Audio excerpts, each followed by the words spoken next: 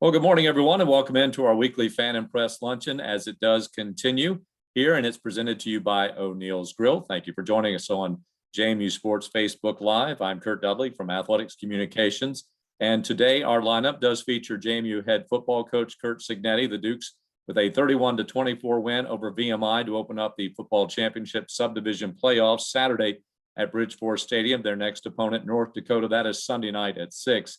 And following our conversations with Coach Signetti, we'll welcome in the two-time reigning champion, head coach of the champion JMU women's tennis team, Shelley Jaudon, as the Dukes defeated William & Mary on Sunday 4-2 to claim the program's second CAA crown. So we'll bring in Coach Cignetti first of all. We do have members of the media that are with us as typical here on this Tuesday, and we'll have them to pose their questions of Coach Cignetti in just a moment. A couple of things just for those of you who are just checking into this opponent for the Dukes coming up this week. North Dakota is from Grand Forks, North Dakota, which is a little further north than Fargo. So they go up there right on the border with Minnesota, a school founded in 1883, just 13.5 K students and a member of the Missouri Valley Conference. They are 5-1 this season. Some names to throw out at you that you'll hear a lot, I'm sure, over the next several days. The leading running back is Otis Way, who is averaging over 105 yards per game with 8 touchdowns. Their quarterback is Tommy Schuster, who completes 67% of his passes, averages about 202 yards per game, 10 touchdowns and 3 interceptions. A pretty balanced offense. In fact, they rush for 195 yards per game. And the top defensive playmaker, you might say, is Devin Shanowski, a linebacker, who has 37 tackles and 4 tackles for loss. Just some names to toss out as we get ready for an opponent that will make its first visit to Harrisonburg this weekend to face the Dukes. Again, it's at 6 o'clock, and it is televised on ESPN2 and, of course, carried on the JMU Globe Fiber Broadcast Network with Dave Thomas, as well as Clint Estes, and I do believe Allie Barefoot will join them once again come Sunday evening. I know if she is capable, she'll definitely will be there. Let's bring in Coach Curt Cignetti of the JMU football Dukes.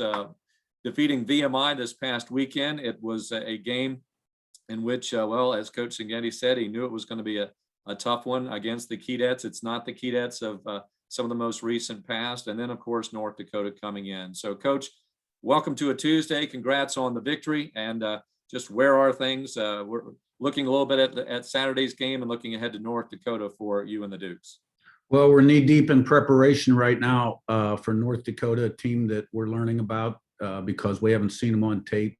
So it's good that we have the extra day. I'm sure they're happy they have the extra day too. So we're just trying to use that time, optimally for us in our preparation. And today we'll have player meetings at 2:30 and, meet for about an hour and a half, 40 minutes and have about a 40-minute practice. And then tomorrow, we'll start the heavy work. Coach, with the Sunday night game, what weekly adjustment are you sliding your schedule to kind of accommodate for that Sunday night kickoff? Yeah, well, it's a pretty easy adjustment. We're just backing everything up, and the players, we didn't have practice yesterday, so Tuesday's a Monday and Wednesday's a Tuesday, that sort of thing. We do have finals coming up Friday, beginning on Friday, Saturday. I don't know if we have any on Sunday or not, and of course, the NFL draft begins Thursday night, Friday, Saturday, which, I'm sure some of our guys will be tuned into a little bit too. So just a few things going on this week, even though it is a longer week to prepare, but quite a bit going on, of course, and still under all these the COVID protocols that have to be dealt with. Let's go to members of the media, and first in line today is from WHSV TV3 here in Harrisonburg, TJ Eck. Thanks, Curt. Coach, you mentioned a few things there. You're preparing for a playoff game at a time of the year that you would never be normally doing this. Are there any challenges just of this time of the year, anything different at preparing for a playoff game, or does it still feel like you're just kind of playing in a normal season? It feels pretty normal to me, to be honest with you, because even in the fall, you're dealing with finals and things like that. So, now today it's going to be hot. The next 2 days, even hotter. So that's going to be a little bit of a change. Did look into practicing in the evening since we're playing in the evening and to get out of the heat a little bit. But, we got some class conflicts, so won't be able to get that done. So I guess the biggest change will be Saturday, when we have our Friday routine. It's a weekend, but it's day before the game. So, I don't think it's a very big deal. And then when you take a look at North Dakota overall, just what's your biggest takeaway about that team? Biggest thing that maybe stands out about this team that's coming down to Harrisonburg on Sunday? Big, physical, fundamental, tough offense. Really runs the ball very well. They average almost 200 a game in a very tough league. The running back, this is probably best running back we've faced since I've been here, James Madison. Maybe that I've faced in the last 4 or 5 years. The line is good. The quarterback, is a really good player. So, overall rough, tough physical group. Receivers are 6'4", do a nice job. On defense, just really blitz from everywhere. They've got it all to try to keep you off balance. 5-man blitzes, 6-man blitzes. So they got a lot of sacks on the year. They had 7 in the first half against Missouri State. So the linebackers are really big. The issue there becomes pass protection when they blitz, when your backs are matched up on 235, 240-pound guys. Safeties are big, a lot of movement, up front. Special teams are very good. They block a lot of kicks. Return game is really good, number 7. Just a good, fundamental, hard-nosed, tough football team that really hadn't played a game since March 30th up until last week. So I'm sure that they're healed up pretty good and have all their guys available. And one final question for me. This past weekend, obviously, Jaudon had the big play, the 99-yard touchdown run. When we've talked about your running back group over the last few years, Percy obviously gets a lot of love. He puts up big numbers, scores a lot of touchdowns, runs for a lot of yards. Latrell Palmer has always been a fan favorite kind of for his running style, and Solomon's always kind of been that Swiss Army knife who can do a little bit of everything. What has Jaudon really meant to that group? It seems like maybe sometimes he flies under the radar, but he was an FBS level guy at one point. What has Jaudon meant to that running back group, and what does he kind of add to that group that allows him to be such a dynamic player? Well, he's been a very consistent guy and dependable since I've been here. When I took over, he had a couple injuries, had some operations, missed some time the previous fall. And then in our first spring, he missed a lot of that spring too. So we weren't quite sure what his availability was going to be. But since then, he's out there every day. He's got really good speed. He's got great work habits. He's a great team guy. He leads by example. He's broken a number of really long runs for us too. Caught the ball also. Just a really, really good player. He actually starts most of the games. And then we bring Percy in. So just to have 2 guys like that, we're very blessed. All right, thank you, TJ. Let's move to Greg Medea from the Daily News Record in Harrisonburg. Thanks, Curt. Hi, Curt. I wanted to ask you about, you brought it up, North Dakota's blitzing style. Have you guys seen a team that blitzes as much as they do, with as many different looks as they'll give you? Probably not. Probably, they have probably a bigger package than we've seen in some time. And they're really good at what they do. Their people are in the right places. So, they're very disruptive. Is it difficult to get all those looks in practice, or does the extra day help you a little bit in that sense and seeing it? I think it's going to help us as a staff and players in meetings. It is hard to simulate that kind of stuff in practice, with the scout team, making sure they're in the right gaps and there's certain keys, linemen off the ball, this kind of thing, getting that in practice. But we'll do the best job we can, but we'll go in there prepared and have a good plan. Yeah. I wanted to ask you also about Scott Bracey for you guys. Just what has his presence done for that group of receivers who were really unproven coming into the season, but Thornton and Wells, they've had nice years. Yeah. He's an older guy that's been through the wars, knows how to practice. He's smart. He really retains things, picks up on things very quickly, and exposed to concepts. He's made a lot of big 3rd down catches for us too. He's got really good hands, and he's been a critical add to that group. When you guys were recruiting him, did you know he would bring the leadership qualities with him? Did you have a sense just in the conversations before he committed to you guys that's an element he was going to add? Well, I think you hope that when you get a grad transfer that's been a starter, and all the reports on him were very positive. I thought Polk brought good leadership last season. He wasn't a real verbal guy. Scott really isn't either. They kind of lead by the way they practice and the way they do things. So he's done a really nice job here, and he's been a real positive addition. Thank you. All right, let's welcome in Sean Robertson of WTVR CBS 6 out of Richmond. Sean, welcome. Thanks, Curt. Hey, Coach. Thanks for the time this morning. You're welcome. I got a few questions. I want to first start talking about Wells, the wide receiver from the Richmond area, guy that, a freshman who has been put in an important spot and has come up for you with some big plays, especially in the game last week. What did you see in him through the course of the season that gave you confidence to put him in an important role right now? We signed him kind of late in the recruiting process. He spent a year at Fork Union, and but since he's got here, he's been impressive, stood out. I thought he had a really good fall camp.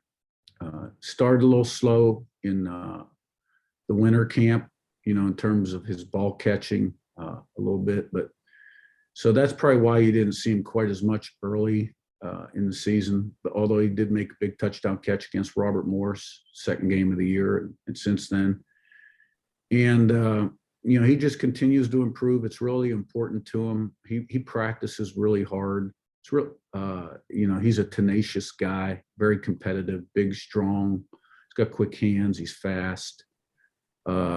He's played in big games, at Highland Springs. The arena's not too big for him. So, he's improving all the time. He still has stuff to work on and clean up. But, he had a huge game against Vmi, and we're going to need a big one from him Sunday. I got a chance to see your post-game comments after the Vmi win, and you were obviously visibly frustrated about the performance in the second half. Looking back at the film now, are you still as frustrated about the performance, or were you able to pull some positives that you can use this week? Well, we've moved on from that. We talked about it as a team a little bit yesterday. We finally got him back in meetings, and yeah, sure, we did some good things in the second half, but we didn't finish the game like we wanted to finish the game. We've been a really good second half team up until that game. We'd outscored people 81-10. So, it just didn't meet our standard, and I think everybody understands that, and we got to use it for motivation. And I got one more. TJ pointed out about, preparing for a playoff game in May as opposed to, late November, early December. And you mentioned about the NFL draft.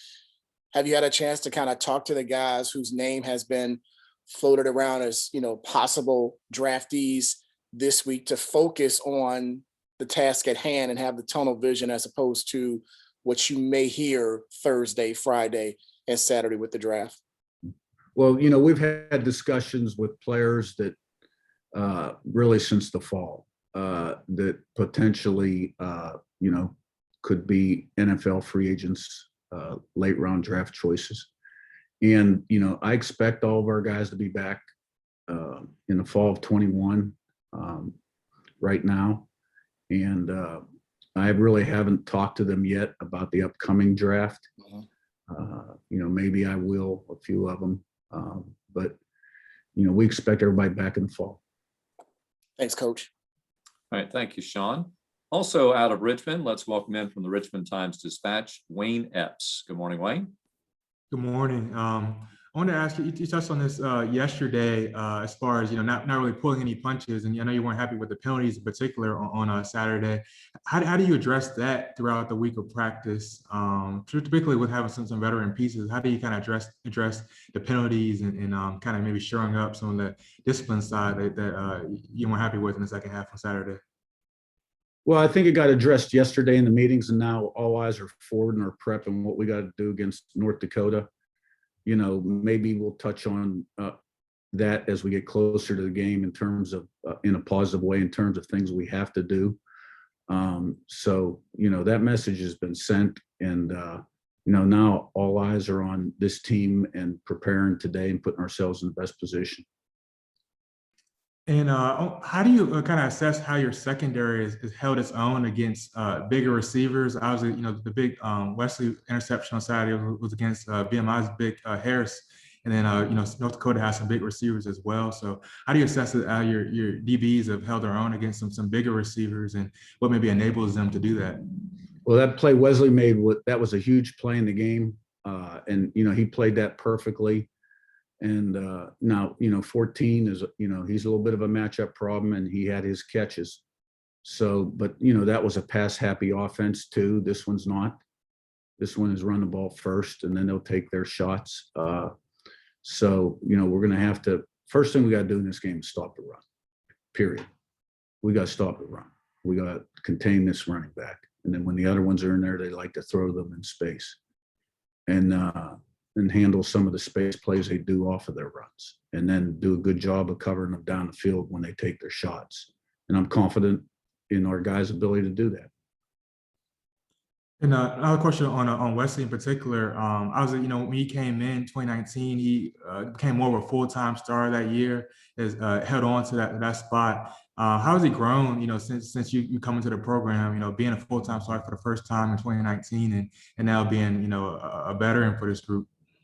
Yeah, well, I think you've seen it in his performance this spring, improvement, game by game improvement, and starting to come up with those interceptions too. He's improved his ball skills. So the more he's played, the more confident he's become. And now you're starting to see that translate into on the field success. Thank you. All right, thank you, Wayne. And we have Savannah Rieger from The Breeze on the JMU campus. Good morning, Savannah. Good morning, Curt. Hey, Curt, I just want to ask you one question real quick about Mike Green. He was named the Touchdown Club of Richmond's Defensive Lineman of the Year. Kind of how has his leadership skills just developed through the year and now onto the playoffs? Mike's sort of a quiet guy, but, he has taken on a leadership role. It's always good when one of your better players can do that. I think he's done a nice job with that and still growing in that area. So, he's a good player. He's made a lot of good plays for us. And we're going to need a big game from him Saturday in that area. We're going to need everybody to step up and play their A game. I didn't think we got that last week. And, Mike really didn't have his A game last week either. And we need his A game this week. Thank you. We have a couple of follow-up questions after that by Savannah. Let's go back to TJ Eck. Yeah, Coach, I just want to kind of ask kind of a bigger picture question. With everything your team has kind of been through, no fall football after trying to play, and then you get off to the spring start, you play your first game in freezing cold temperatures. Then you obviously have the COVID outbreak that you had, the schedule changes. Just to be sitting here and get ready for, an FCS quarterfinal game, just what does that mean for this group and for everything you guys have endured? I mean, it feels like it's probably felt like 3 seasons just to play is 8 games or whatever we've played so far in this season. Just kind of what has it been like just to get to this point from a big picture standpoint? Well, this program has a lot of pride and tradition. We've had a lot of great teams here. It's obviously been an unprecedented season, but we have been through some adversity, and I'm not talking about the disruptions in our schedule. I'm talking about losing guys we were counting on in fall ball to play big roles on our defense. Isaac Ugwu, Torres Jones, who was going to be a huge new name this year, Jalen Green. And then to lose, Liam Fernado, an All-American for the whole season, and Sam Kidd, who was starting at free safety. And now we've had others, since then that, but yet our team, they have that pride and they have that belief, and they've got their eye, on the prize. They just don't slow down. But we have endured a few things from a personnel standpoint, but we've been able to overcome them up to this point. All right, thank you, TJ. And a follow-up from Greg Medea. Curt, just to kind of follow that up, are you guys going to get Greg Ross back at all, or Tony Thurston this postseason, or no, that not going to get them back? I'm optimistic that we're going to get some guys back this week. And I guess just in terms of, you guys have had to replace obviously all those names you've mentioned. What do you credit that to in terms of a developmental standpoint, recruiting standpoint? What do you kind of attribute that replenishment to? Well, you know, it's all about recruiting and development. And so, you know, we've been able to recruit good players that can step in and do the job when we lose a guy. And, you know, it's a real credit to them and their preparation and the assistant coaches getting them ready, you know, and the belief that our players have in themselves and the team and the confidence level. So, you know, but that happens normal in a normal season. Last year, we were fortunate we were able to stay pretty healthy. You know, this year we took some hits before the season started. So, you know, but right now, you know, that you don't dwell on things like that. We got who we got. We have total belief in who we got. Maybe we'd like to have a little more depth here or there than we do, but we don't. And, you know, we got to put the best team plan together to be successful in this game. Okay. Thank you, Greg. It appears to be all the questions we have for you today, Coach Signetti. I do appreciate your time this morning. Best of luck as you prepare for the Fighting Hawks of North Dakota. Again, kickoff is at 6 o'clock at Ridgeford Stadium Sunday evening, and again on ESPN2. Thank you, Coach. Good luck. Thank you. I would like to congratulate Shelley Jaudon on back-to-back CAA titles with the women's tennis program. That's a tremendous job. I know you got her coming on. So go Dukes. There we go. Good. See, Coach Signetti knows what's happening on the football grid and the tennis courts at James Madison University. And we do have Coach Jaudon is standing by, having a little internet connectivity problems with her video, but we do have her for audio today. So if members of the media do have some questions of her, we certainly can cue you in for her as well. And for those of you watching on Facebook Live, thank you again for continuing, as it's delightful to have Coach Jaudon with us here. You go back to 2019, and JMU had a record-setting year that year, getting into the CAA tournament, as they typically do, of course, but for the first time won the CAA crown, and that was a historical feat for this program.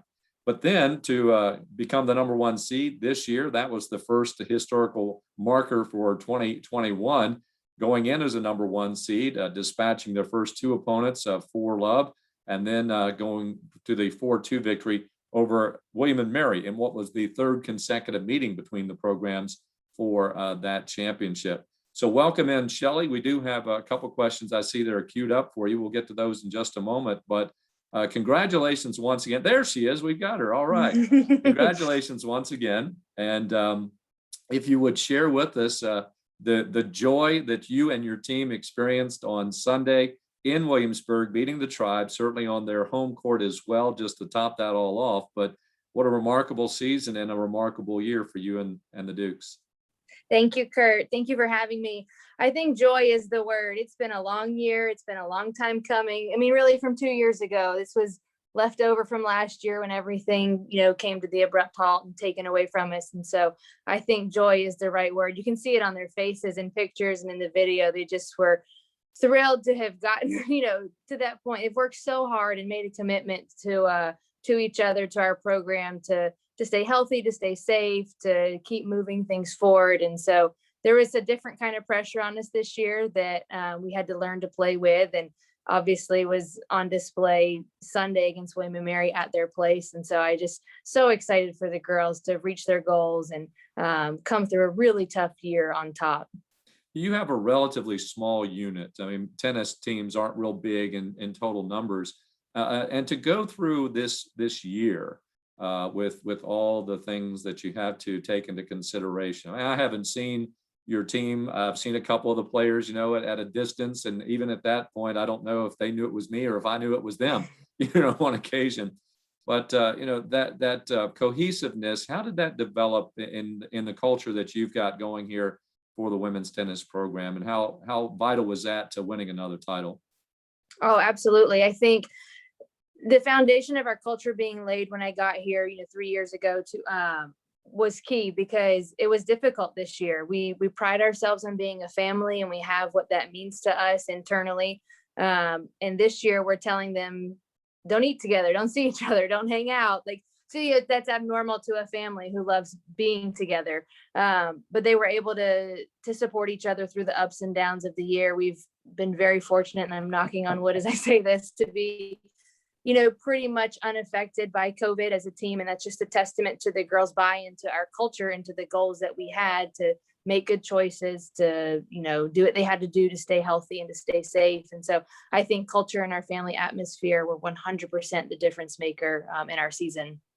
And one of the early decisions that came out even last year at this time, Jonah Roca decided, hey, I'm going to come back. She had that waiver of eligibility and decided to opt into that. And certainly she won, I think, her 83rd doubles match over the weekend, which tied the program record, and has been a phenomenal player throughout her years and has persevered. And was that one of the first things that said, okay, we're going to be okay when it comes to next spring, and just bringing her back? How vital was that? Oh gosh, that was huge. I remember the conversation. I was sitting in the Kroger parking lot when we talked about it.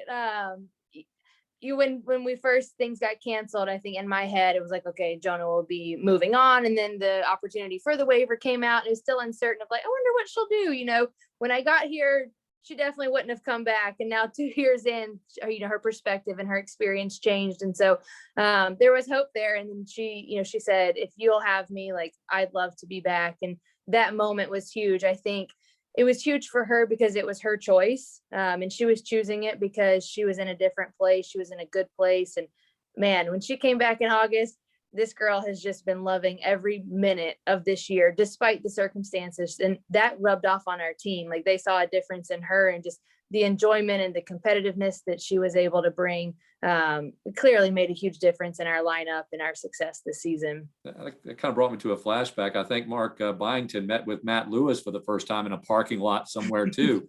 Just some of the ways that these things were accomplished over the past year. All right, Shelley, we do have a couple of questions. Greg Medea from the Daily News Record is hanging on. He has a question of you. Hi, Shelley. Hey, Greg. I wanted to ask you about Alexis Franco. What's her impact been on your program this spring, this year, since she's transferred in from Wake Forest? Man, that's a huge impact, no doubt. Not only does she bring 4 years of experience at one of the top, tennis conferences in the country and a great program at Wake Forest, but she brings a personality that just was infectious towards everybody. I mean, a love for the game, every day showing up with a huge smile, a great attitude. And that's just huge to have on your team on a daily basis, especially such a small team, because one person can sway things positively or negatively. And so she's just been a great ambassador for our program, obviously on the court, but off the court, I would say her role has been huge. When you're deciding whether or not to take a transfer, what are you looking for? That's a great question. Because transfers are transferring for a reason. So we always try to get to the bottom of that reason. And for me, it's, their character. What are they going to bring, to our team? How are they going to help our team be better? And Lexi was in a unique situation in that Wake Forest wasn't having their seniors back from COVID. And so she wasn't leaving for a bad reason. She didn't want her tennis career to end. And our former assistant coach was a teammate of Lexi's at one time. And so, I was able to get a really good read on who she is as a person and what characteristics would she bring, like intangibles would she bring to our team. And it was a no-brainer. And so thankfully she chose to come here.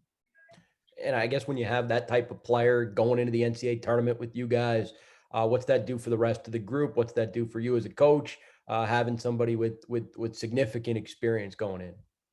Yeah, it helps raise the expectations.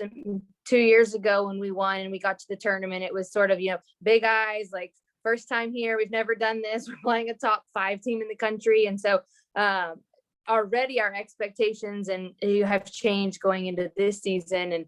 And the girls have a different outlook already, obviously heading into next weekend. And so she just helps elevate that expectation level immediately with her experience. Thank you. Thank you.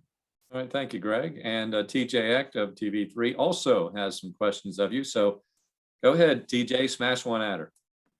Yeah, Coach. Just Hey, TJ. what has been the key to just building consistent winning? Because when we see these sports like golf and tennis, they're so individualized. How do you build a winning team when you're playing an individual sport?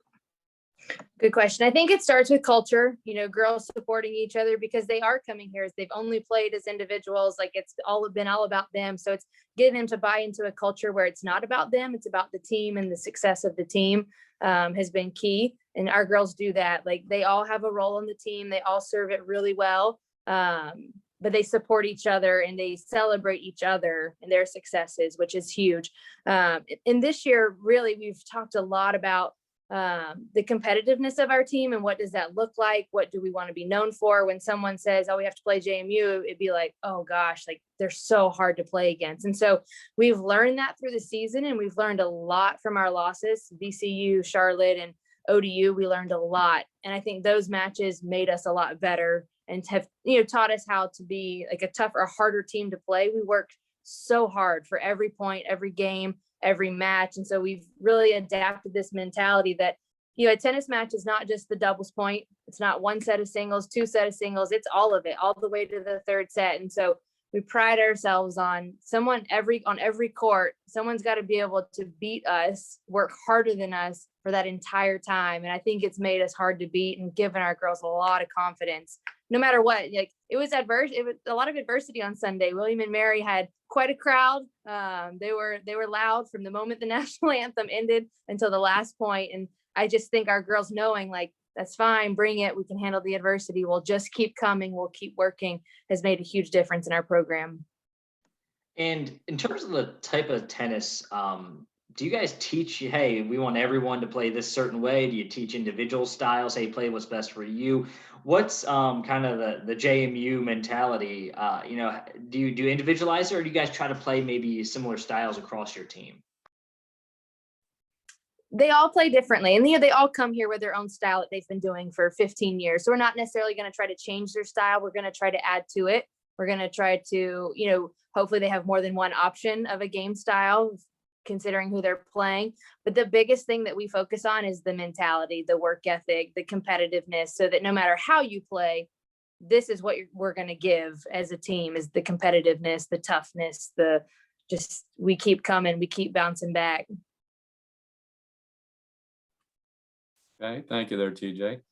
Shelley, going into the NCAAs again, second consecutive year, although it's been more than a year that she'll do so. So can you walk us through what the plans are the next several days? And I understand that you will learn your opponent and site come up on May the 3rd. Correct. Yeah, we're going to spend this week recovering. We have some girls that need to take advantage of this week and weekend off to recover, to get healthy. We're going to have some fun practices. We're going to get out there and enjoy it, kind of carry over the momentum from the weekend and enjoy, have some fun days. And then next week, really turn our attention back to our weekly structure of preparation once we know, where we're going when we're playing. But trying to we got a lot of momentum right now, a lot of excitement from the girls. And so take advantage of that with a fun week of practice. And we can still get better from fun weeks. Oftentimes I feel like we get a lot better from fun weeks because they're just having a good time. And so we'll try to do that, get some rest and recovery as well. And then, really gear it back up next week. All righty. Any other questions? Doesn't seem to be for Coach Jaudon today. Shelley, thank you once again for joining us. Congratulations. Very proud of what the Dukes have done for all of the JMU Nation here. There are a lot of people, even though you were playing at William & Mary, I think there were a lot of people also screaming for you over social media on Sunday afternoon, knowing what was going on down there in Williamsburg. Thank you. Thank you. Congrats once again. Yes. Okay, Coach Jaudon. And again, they'll learn on May the 3rd who their opponent and where they will be playing in the opening round of the NCAA Women's Tennis Championship.